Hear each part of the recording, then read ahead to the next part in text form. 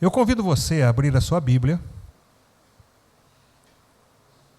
no Evangelho de Mateus, capítulo 14. Nós vamos ler do versículo 13 até o versículo 21. Mateus 14, do versículo 13 até o 21. Os irmãos sabem que o pastor ele não prepara a mensagem de última hora, né? Ele vai durante a semana meditando, orando, Senhor, o que a igreja precisa, Senhor, o que a igreja precisa. E aí, Deus colocou no meu coração esse texto, e eu coloquei no boletim e tudo. A hora que eu fui olhar, hoje era o dia do homem presbiteriano. E aí vem aquele negócio, por que você não está pregando sobre o papel do homem? Né? Então, meus irmãos, não deu tempo, tá? Não deu para mudar, porque já estava na minha alma a mensagem que eu vou trazer para vocês nessa noite. Diz da seguinte maneira, Mateus capítulo 14, a partir do versículo 13 até o 21. Jesus, ouvindo isto, retirou-se dali num barco, para um lugar deserto, à parte. Sabendo as multidões, vieram da cidade, seguindo-o por terra. Desembarcando, viu Jesus uma grande multidão, compadeceu-se dela e curou os seus enfermos. Ao cair da tarde, vieram os discípulos a Jesus e lhe disseram: o lugar é deserto, e vai adiantada a hora, despede, pois, as multidões, para que, indo pelas aldeias, comprem para si o que comer. Jesus, porém, lhes disse: não precisam retirar-se, dai-lhe vós mesmos de comer. Mas eles responderam: não temos aqui senão 5 pães e 2 peixes. Então ele disse: trazei-mos. E tendo mandado que a multidão se assentasse sobre a relva, tomando os 5 pães e os 2 peixes, erguendo os olhos ao céu, os abençoou. Depois, tendo partido os pães, deu-os aos discípulos, e estes às multidões. Todos comeram e se fartaram. E dos pedaços que sobejaram, recolheram ainda 12 cestos cheios. E os que comeram foram cerca de 5.000 homens, além de mulheres e crianças. Amém. Curva sua cabeça. Senhor Deus, a tua palavra foi aberta diante da igreja e diante de ti. Usa o teu servo, apenas e tão somente como um instrumento nas tuas mãos. Que toda a honra e toda a glória seja dada a ti. Ó Deus, coloque no coração de cada um dos irmãos essa palavra dessa noite, em nome de Jesus. Amém. Graças a Deus. Irmãos, existe uma frase que nós repetimos muitas vezes, e às vezes até de forma sem pensar, né? De forma corriqueira, que é: isso não é problema meu. Isso não é problema meu. Isso é problema da prefeitura. Isso é problema da polícia. Isso é problema do pastor. Isso é problema do vizinho. O meu não é. Mas agora vocês acompanhem comigo o que está acontecendo nessa passagem. Imagine comigo, essa passagem de Mateus 14 também está escrita em Marcos, também está escrita em Lucas e também está escrita em João. Aqui tem alguns detalhes, mas nos outros evangelhos também.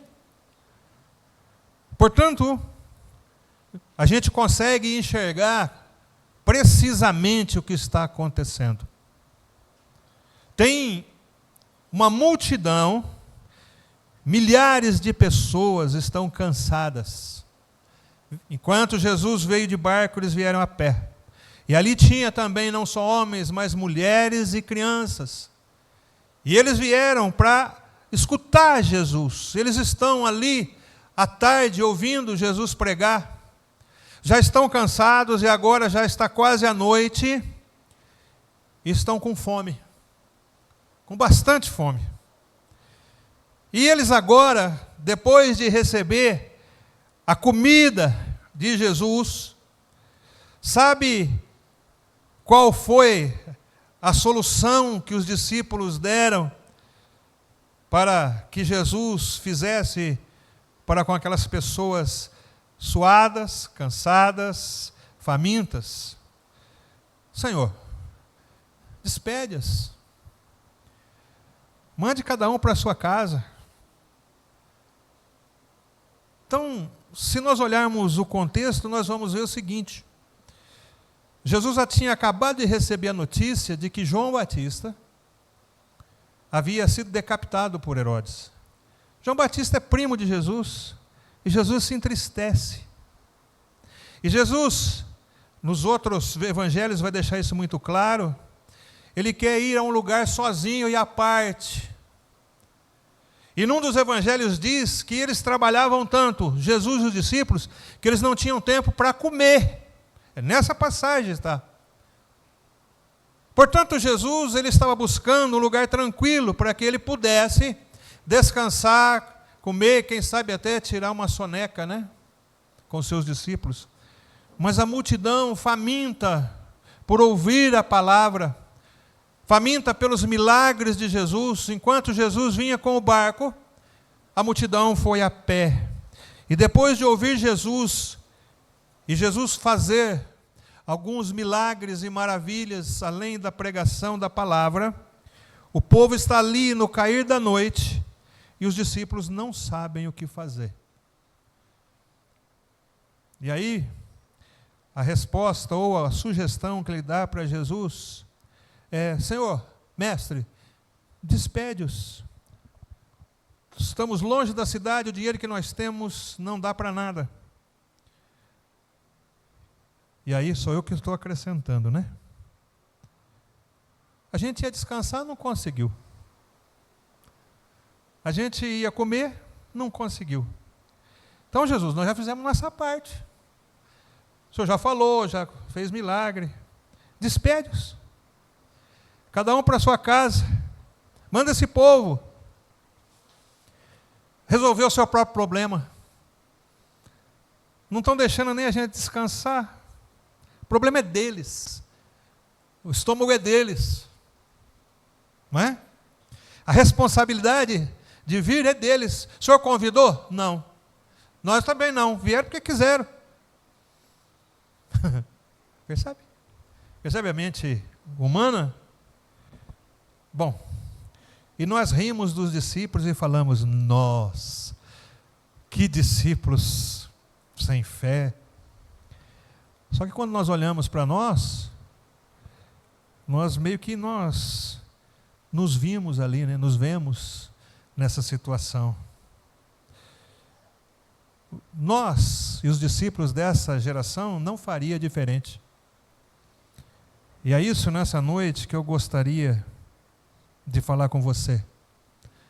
O fim da terceirização e um chamado à proatividade significa: para de terceirizar a sua obrigação. Pare de terceirizar aquilo que Deus colocou na sua mão para você fazer. Pare de deixar para os outros aquilo que é obrigação nossa. Se não, vejamos, o ano passado, nós tivemos pelo menos 2 suicídios aqui na praia. Um pertinho do outro. 2 jovens. Um aqui, pertinho da praça, e outro perto da FAM, se suicidaram. E aí, nós estamos aqui. Se você andar aqui na parte de baixo, principalmente perto da lagoa, você vai ver ali algumas coisas erradas que estão acontecendo ali com homens e mulheres. E nós? Isso não é problema meu. E os jovens? Não é problema meu. Eu não mandei ninguém fazer o que eles fizeram de errado. Fez porque quis. Não é problema meu, não. Tem pontos de drogas aqui. Mas também não é problema meu, isso é problema da polícia. Ou seja, a Betel está na praia. A Betel foi colocada na praia para alimentar Alimento espiritual, alimento físico, acolhimento, palavra de Deus. Mas muitas vezes nós estamos falando, esse problema não é meu não. Então eu quero dizer para você nessa noite que é. Que é. Se nós quisermos cumprir o ID de Jesus Cristo plenamente, nós vamos ter que começar por Jerusalém. E Jerusalém nossa é a praia. Se nós quisermos mudar a vida das pessoas da praia, nós vamos ter que começar a agir com mais intensidade.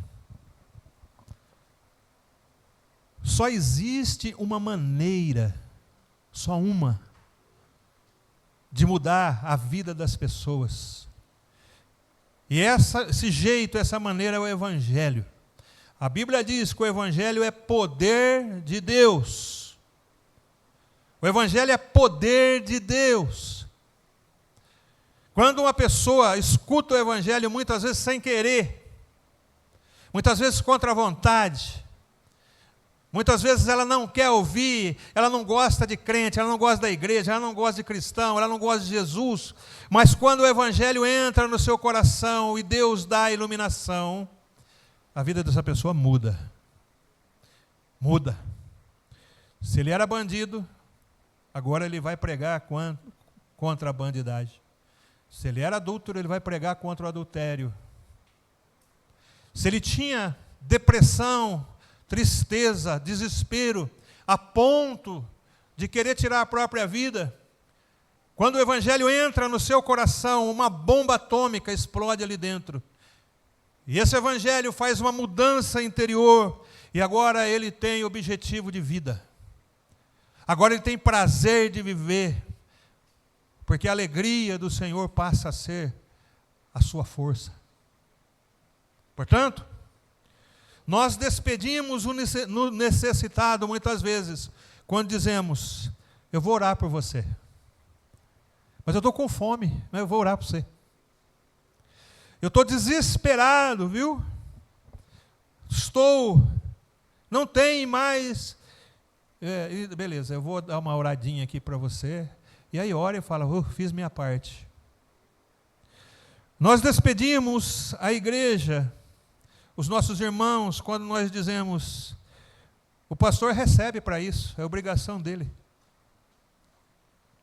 Para não termos que abrir mão do nosso tempo, dos nossos recursos, nós jogamos tudo para cima do pastor, dos presbíteros, dos líderes. E a pergunta que nós vamos fazer nessa noite é, o que é que você tem na mão? O que é que nós temos? Eles tinham 5 pães e 2 peixes. Quem trouxe isso foi André, irmão de Pedro. Senhor, tem um jovenzinho aqui que tem 5 pães e 2 peixes. Traz aqui para mim. Nós ficaremos na mesma situação dos discípulos de Jesus, quando nós nos tornamos consumidores de sermões, ao invés de produtores de frutos. Nós adoramos a pregação. Nós gostamos das pregações da igreja, nós gostamos da pregação da internet, nós ouvimos nossos pastores prediletos. Mas deixa eu te perguntar, isso está fazendo você mudar de vida? Isso está fazendo você assumir o compromisso que é teu? Se não, somos apenas consumidores. Essas pessoas estão no deserto. Estão lá no deserto com Jesus. E o silêncio do deserto nessa noite é quebrado com algumas perguntas. Deus olha, Jesus olha nos olhos de vocês. Olho no olho. Pergunta, Betel, o que é que você tem nas mãos? Dá-lhes voz de comer. Eu posso, mas eu espero que vocês façam. Não é preciso que eles vão embora, Não é preciso despedi-los, apenas fazer uma oração e mandem. Não, dá-lhe voz de comer. Dá-lhe voz. Jesus estava dizendo: para de olhar para o mundo e não fazer nada, e faça o que eu ordenei. Hoje essa mensagem não é sobre o que Deus faz sozinho. Essa mensagem não é o que Deus pode fazer. Essa mensagem é o que Deus pode fazer através de você e de mim. Primeiro, o Senhor nos salva. Primeiro, o Senhor nos tira do lamaçal de pecado. Primeiro, Ele nos purifica. Depois, Ele nos testa. E depois, Ele nos usa. E nós já estamos nesse estágio de uso. Mas para sermos usados, é necessário que saiamos da indolência e aceitemos o chamado da proatividade. Esse negócio é para mim, não vou esperar pelo meu amigo, pelo meu irmão, pelo pastor, pelo vizinho, pela polícia. Então vamos entender o que é que a Bíblia nos diz sobre isso. Versículo 15 diz assim: ao cair da tarde, vieram os discípulos a Jesus e lhes disseram: o lugar é deserto e vai adiantada a hora. Despede, pois, as multidões, para que, indo pelas aldeias, compre para si o que comer. Eles analisaram o cenário, viram a crise, viram a necessidade, mas a primeira atitude que eles tiveram foi o distanciamento. Opa, não vai dar. Não dá. Não consigo. Não teve ninguém ali que dissesse: nós só temos 200 dinheiros. Nós vamos comprar esses 200 dinheiros, Senhor, e vamos dar para quem que der. E depois o que não der, não, eles não pensaram nisso, eles acharam que o dinheiro é pouco. Nem vou. Nem vou. O dinheiro é pouco, eu sou limitado. O lugar é deserto, a hora é avançada, despede-os. Eu vou me omitir porque chegou no meu limite. Eu estudo e trabalho, está bom demais. É isso que eu tenho que fazer. É verdade. Você precisa trabalhar e você precisa estudar. E isso é verdade. E você tem esse sentimento legítimo. Mas, e a outra parte? E o pão que você tem que dar para as pessoas? E o evangelho? E a intercessão? Hoje pela manhã nós estudamos na escola bíblica dominical com os jovens que nós somos sacerdotes de Deus. O que é que um sacerdote faz, irmãos? O profeta recebe de Deus e transmite aos homens. O sacerdote ouve os homens e intercede a Deus. E a Bíblia diz que nós somos reis e sacerdotes. O que o sacerdote faz então? Em primeiro lugar, ele pega os problemas dos homens e intercede a Deus. Sabendo que a Bíblia diz que Deus não ouve a oração do ímpio. Escutou isso? Às vezes a gente... Ora, se Deus não ouve a oração do ímpio, mas Ele ouve o dos seus filhos, logo, se nós não orarmos, não vai acontecer nada. E a pergunta que eu quero fazer para a igreja é que se nós somos aqueles que têm que interceder pelas pessoas, pelo Brasil, por Americana, pela praia, pela igreja, nós que somos os intercessores, eu quero dizer para você, você está intercedendo? Quais são as pessoas que não saem da sua oração para Jesus salvar? Quais são as pessoas que você está orando para que o Senhor lhe dê uma oportunidade de pregar o Evangelho de uma maneira que ela possa ouvir e ser impactada por ele? Porque o Evangelho é poder de Deus. O Evangelho é poder de Deus. O Evangelho é poder de Deus. Você pode dar cesta básica. Você pode dar comida para o mendigo. Você pode fazer tudo, todo esse serviço social, e pode.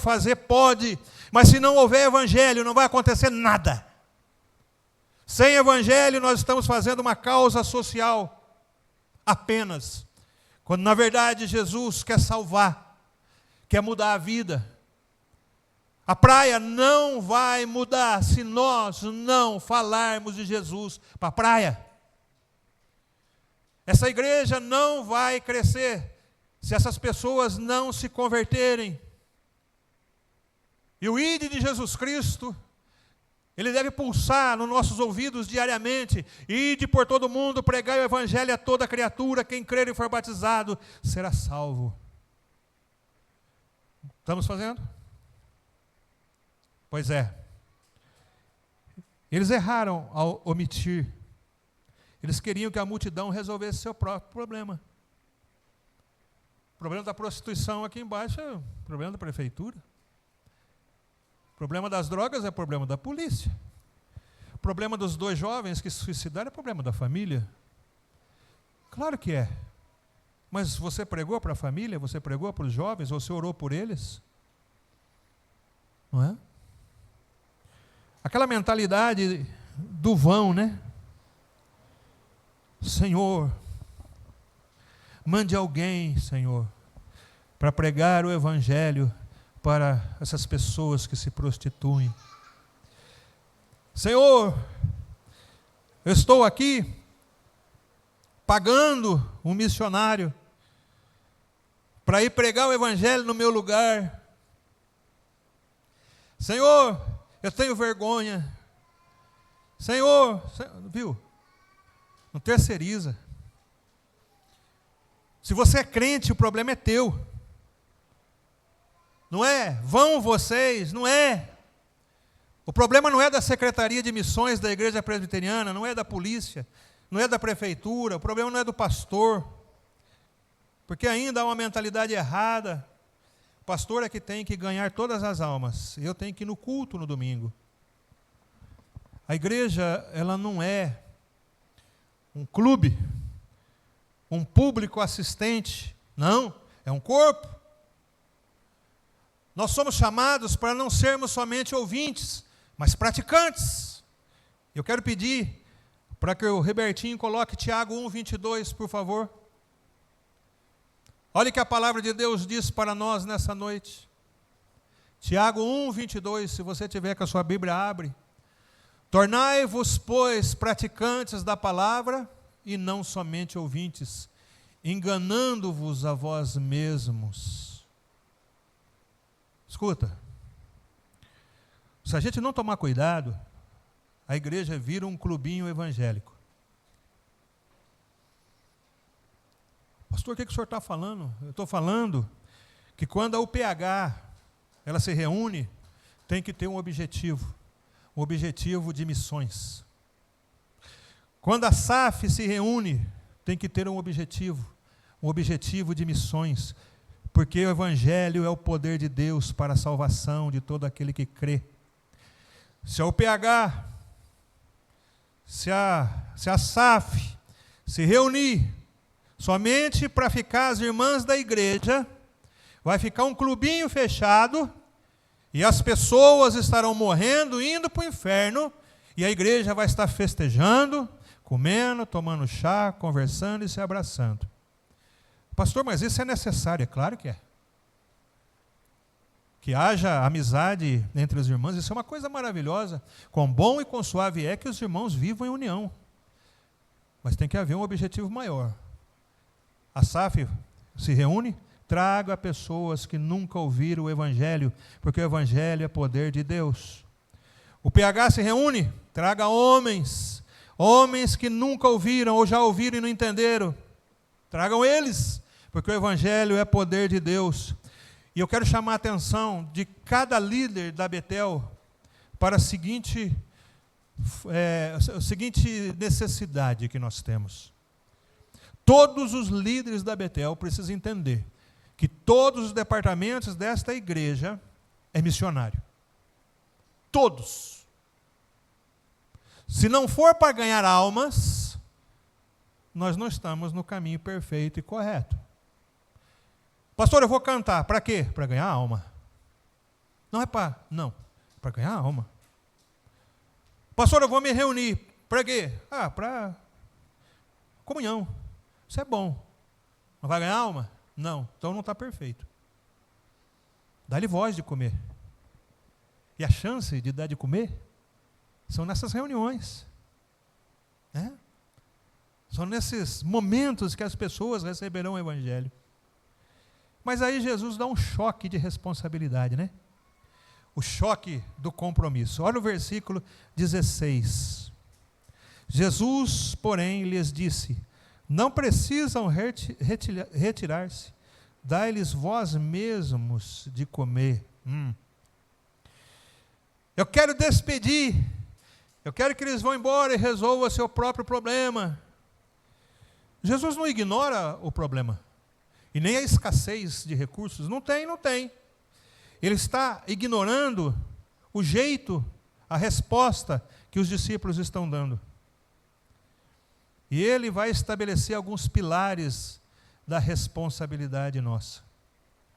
Primeiro, o envolvimento direto. Jesus não aceita que os seus liderados transfiram a responsabilidade para a falta de recursos. Ele não admite isso. É o primeiro pilar que ele vai colocar aqui. Dá-lhe voz de comer. Quer sair fora? Não. Você. E quando eu estava meditando, eu lembrei que nós temos um desafio muito grande. Nós não temos uma multidão faminta e que precisamos dar de comer. Nós temos um terreno vazio e não temos um tostão furado.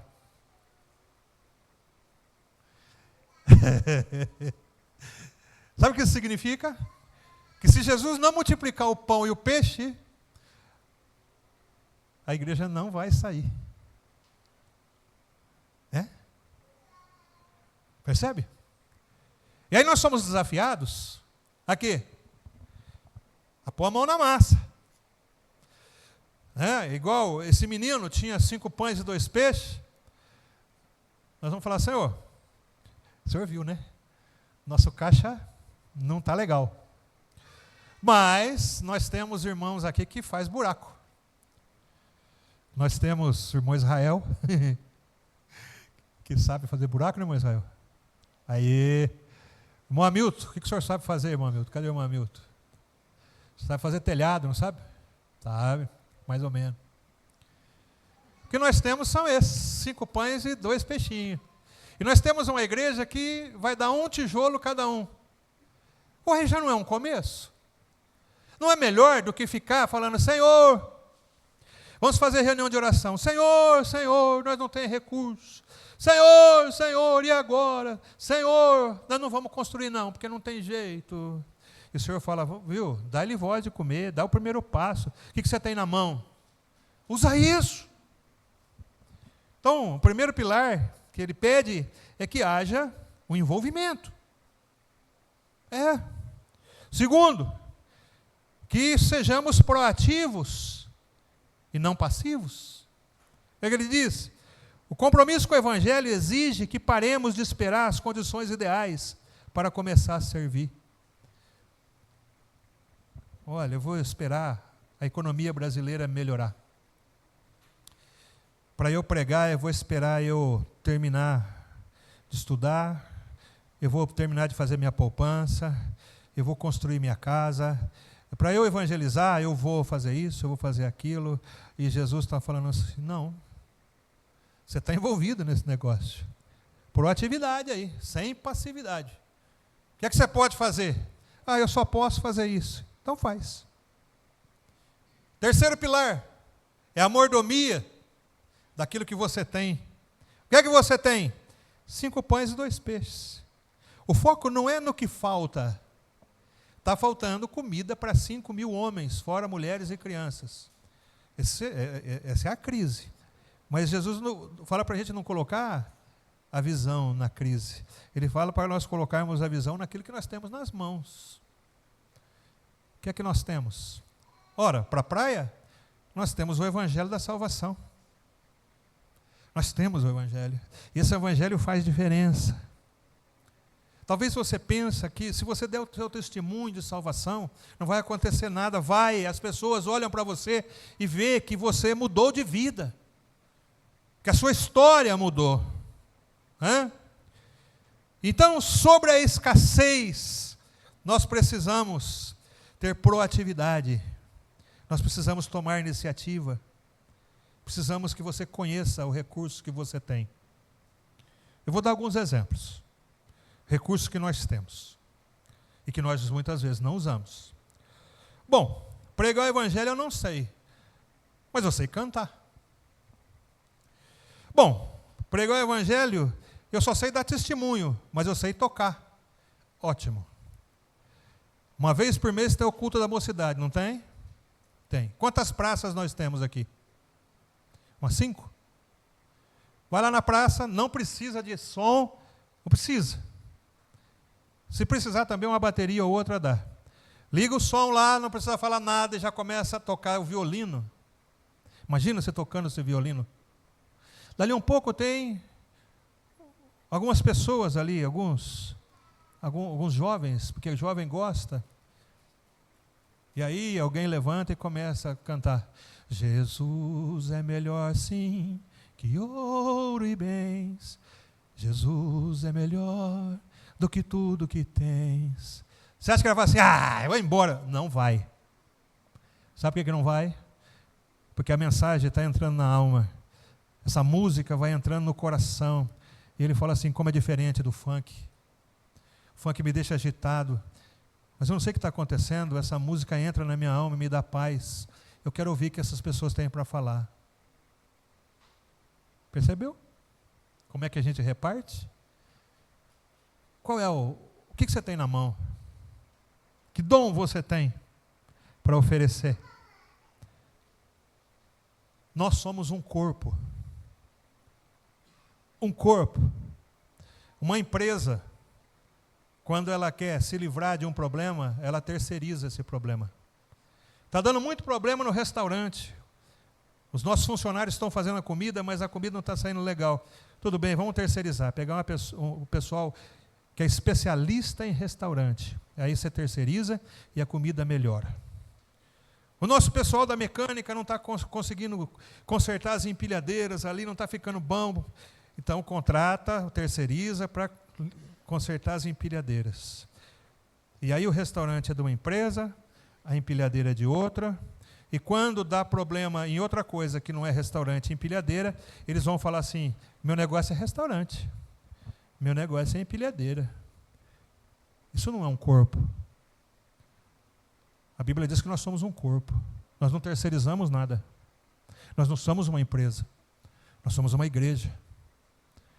E o que serve para um serve para todos. E cada um no seu posto, a orelha, o nariz, a boca, o dedo, a perna, o braço, o fígado. Todos esses trabalham em conjunto. E a igreja cresce e nós cumprimos a mordomia que Deus nos entregou a nós e exigiu que fizéssemos. Como é que funciona então a dinâmica do reino de Deus? Estou partindo para o final. O milagre só acontece quando tem uma matéria-prima, né? Quando tem uma entrega. O compromisso com a igreja, o evangelho funciona assim. O pouco com Deus é suficiente. O pouco com Deus não é muito, é o suficiente. O pouco com Deus é o suficiente.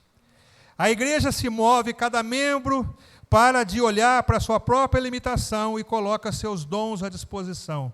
Deus vai usar os seus dons. É pouco? É, mas para Deus é o suficiente. Quais são os seus dons que você tem e não usa? Quem sabe tocar, mas nunca se envolveu com a música dessa igreja? Quem sabe interceder, mas não intercede nem em casa e nem às terças-feiras aqui? Os irmãos sabem que os cultos de oração na terça-feira aqui são cultos de intercessão. Dificilmente a gente ora por outras coisas, normalmente é por intercessão, intercedendo pela igreja, pelas famílias, intercedendo por enfermidades. Nós estamos então fazendo o papel do sacerdócio que Deus nos deu. A responsabilidade da distribuição também é nossa. Note que Jesus abençoou, mas foram os discípulos que tiveram o trabalho de organizar o povo e distribuir o alimento. E o milagre passou pelas mãos dele. Então, Jesus não só multiplicou, ele falou assim, agrupa de 50 em 50, e passa por eles, e distribui o pão, e depois distribui o peixe. Quem fez isso? Os discípulos. Ele vai usar você para fazer isso. Ele quer você fazendo isso. Ele pode, mas ele prefere dar a honra de você fazer isso. Sabe o que acontece quando você leva uma pessoa a Cristo e ela tem a iluminação do Evangelho? O Evangelho muda a sua vida, porque o Evangelho é poder de Deus para mudar o que há dentro da pessoa. Sabe o que acontece? Ele vai ficar eternamente grato, primeiro a Deus pela mudança na sua vida, e depois ele vai ficar eternamente grato a você, que foi instrumento de Deus. Eu vejo ali as pessoas olhando para os discípulos de Jesus, para André, e André pega aquele bocado de pão e coloca na mão da pessoa, e a pessoa fala assim, obrigado, André, obrigado pelo pão. André volta ali com um peixe, coloca na mão, põe dentro do pãozinho para comer, obrigado, André. Sabe, irmãos, você já teve esse prazer de ver uma pessoa feliz, porque você pregou o Evangelho para ela, e o Evangelho mudou a vida dela?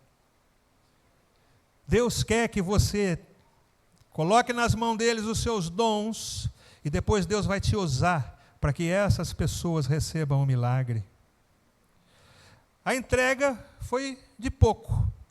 Em João 6:9, se você quiser por aí, João 6:9, André traz um menino com pouco que havia. Está aqui um rapaz que tem 5 pães de cevada e 2 peixinhos. Mas o que é isso para tantos? O compromisso começa aonde a nossa lógica humana termina. Deus falou, acabou? Acabou. É só isso? Senhor, como é que eu vou ganhar a praia? Mas isso não é agora mais com você. Me dá seus dons. Agora eu vou te usar. E sabe de uma coisa? Olha quantos missionários nós temos. Nós vamos invadir. Lembrei de uma música, né? Nós vamos invadir a praia. Nós vamos tomar a praia. Pastor, e esse monte de outras igrejas, irmãos, a palavra de Deus nessa noite é para Betel. Deixa eles fazendo a parte deles, nós vamos fazer a nossa. Jesus realiza o sobrenatural, mas delega a logística para nós. Ele organiza os grupos e entrega aos discípulos para que distribuam. Deus não faz o que Ele nos capacitou a fazer. Não faz o que Ele nos capacitou a fazer. Ele faz o milagre e nós distribuímos. E qual foi a recompensa? Qual foi a recompensa de ter colocado nas mãos do Senhor os dons, o Senhor ter feito o milagre, os discípulos terem distribuído? Qual foi a recompensa? Fartura. 12 cestos cheios do que sobrou. O compromisso com o reino, meus irmãos, nunca vai te dar prejuízo. Nunca. Você quer ser abençoado? Obedeça a palavra de Deus. Porque aqui, o que nós estamos falando, não é um negócio se você quer ou se você não quer. É uma ordem. Se você não está fazendo, você está desobedecendo. Mas se você obedecer, as bênçãos de Deus vão estar sobre você. Então, se você fizer, faça por obediência e não por troca. Deus não quer trocar nada. É apenas a lei do reino. 5 pães e 2 peixes se transformaram em 12 cestos cheios de sobra. O mundo está com fome. Está faminto. E a igreja tem o pão da vida. Se nós continuarmos mandando a multidão embora, seremos apenas um clube, os amigos de Jesus. Mas nós somos um corpo. O que nós temos na mão estamos negando para o reino de Deus, para Jesus? É uma pergunta que eu preciso fazer para mim dentro da minha alma e do meu coração, e a sua também. Identifique a sua multidão. Qual o problema na sua comunidade ou igreja que você tem ignorado, esperando que o pastor, o governo ou outro resolva? Eu escutei aqui com tristeza, algum tempo atrás, eu deixei um presbítero pregar, e uma pessoa comentou assim, não, quem tem que pregar é o pastor, ele ganha para isso. Olha que pensamento. Irmãos, se eu quisesse salário, eu ia trabalhar para fora. Eu tenho um compromisso. Identifique a sua multidão. Você atende pessoas? Atendo. Dê um folheto para ela. Você trabalha com o público? Trabalho. Leva um folheto e diz, olha, Jesus pode mudar a sua vida. Pá! Entrega um folheto. A hora que você estiver conversando, fala assim, nossa, eu estou triste, meu casamento, minha alma, eu estou ruim, a coisa está feia. Você fala para ele, olha, o evangelho é poder de Deus. Então me fala mais desse evangelho. E você fala. Apresente para Deus os seus pães. Comprometa-se com o ministério, com uma escala que você está dentro da igreja, com um projeto de evangelismo. Saia da sua zona de conforto. O deserto é o lugar onde o milagre acontece, mas exige que você tome iniciativas, tá? Exige que você tome iniciativas. E eu termino aqui dizendo, a igreja precisa entender que o mundo não será alimentado por uma mágica distante, mas através das mãos que se estendem. Como diz Isaías 6:8, o Senhor pergunta, quem há de ir por nós? E a resposta proativa devia ser, eis-me aqui, Senhor, envia-me a mim. Envia-me a mim. Vamos pensar nisso? Por quem você vai interceder? Qual o próximo passo que você vai fazer? Não se fixe nas suas limitações, na limitação do deserto, na limitação que muitas vezes vem na sua alma, muitas vezes de maneira negativa, pessimista.